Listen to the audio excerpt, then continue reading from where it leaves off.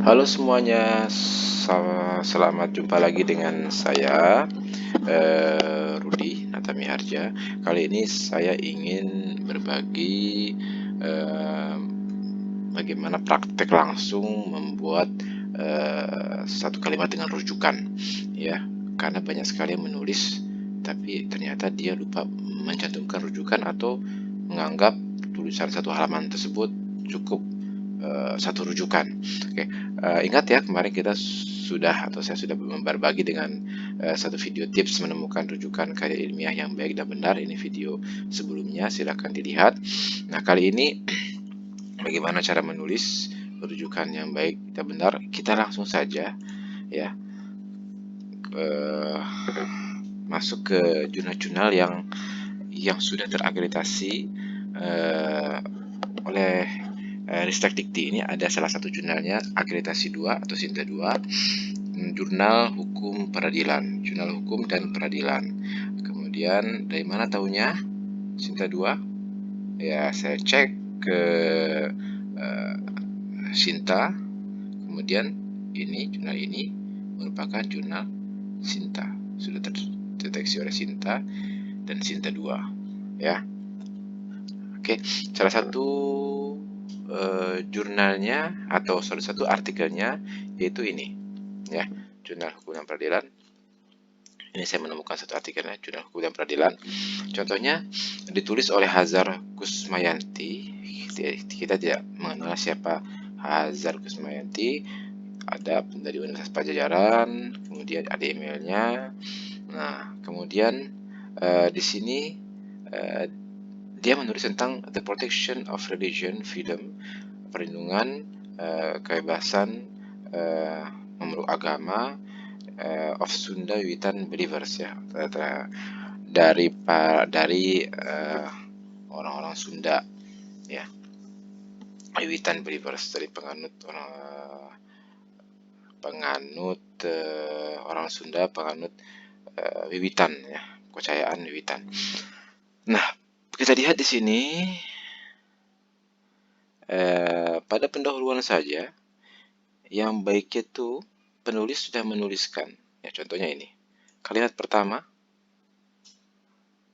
kedua, paragraf pertama sudah menunjukkan dari mana diambil referensinya.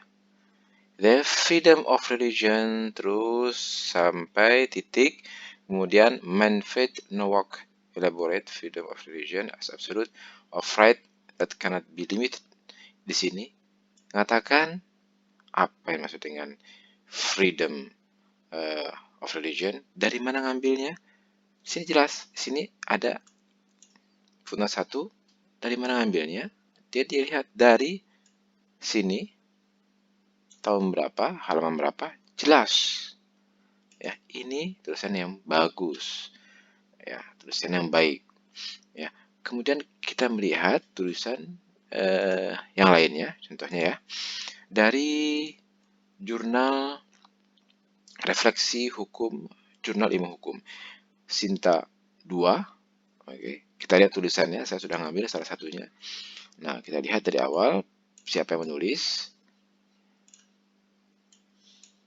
Judulnya Politik Hukum dan Perlindungan Non-Derogatory Rights Pekerja Migran Indonesia Tidak Berdokumen. Ditulis oleh Ayu Hadani, Dolan Rahayu. Kita lihat kalimatnya, abstrak. Kalau abstrak tidak perlu rujukan, ya. Kita lihat di sini kalimat paragraf pertama yang terdiri dari kalimat pertama dan kedua. Kalimat kedua, beberapa istilah yang digunakan untuk menyebut pekerja migran tidak berdokumen, seterusnya sampai sini, atau pendatang haram. Dari mana sih referensinya ini? Kita bisa kelihatan dari mana?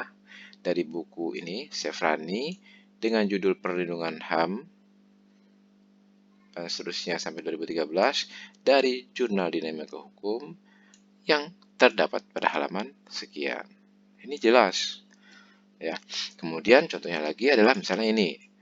Nah, data nih diambil oleh dia. Dari mana ngambilnya? Kita lihat referensinya, nomor 5, Roberto Belarus, Arsan TKI.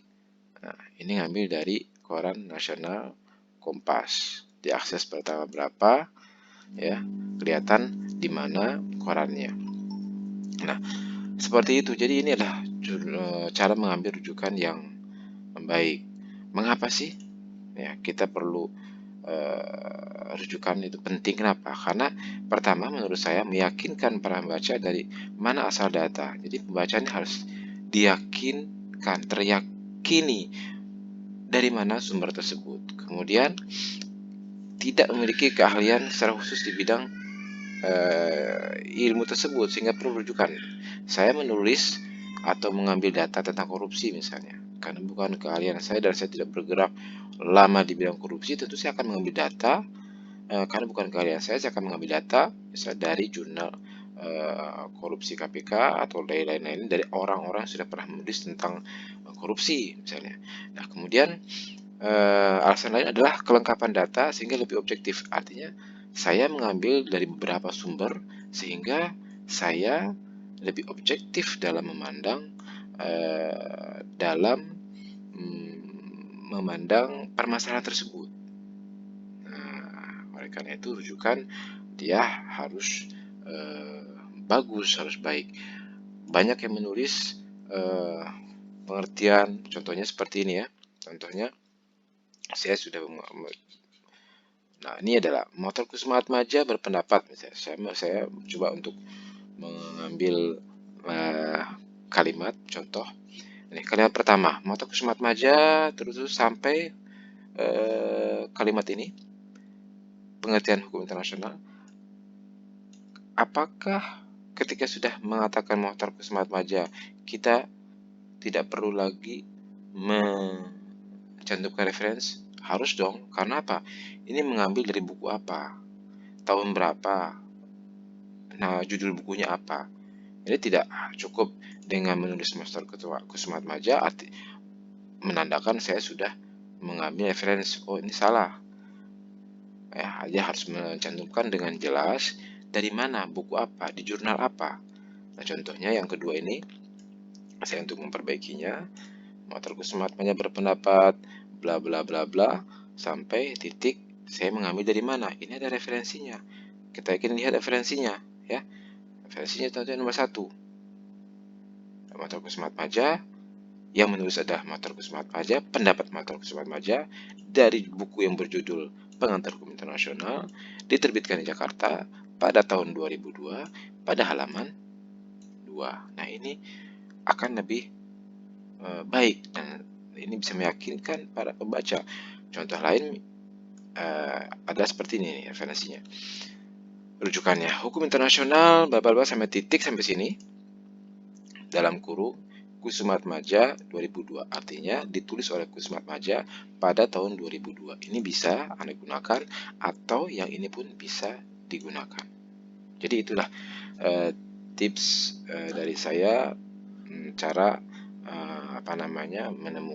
membuat kalimat dengan rujukan, membuat kalimat yang baik dan benar dengan rujukan. Ya, itu yang dapat saya sampaikan pada pertemuan kali ini. Saya juga meminta saran dan masukan guna memberikan presentasi yang lebih baik lagi ke depannya. Oke, terima kasih dan sampai jumpa lagi.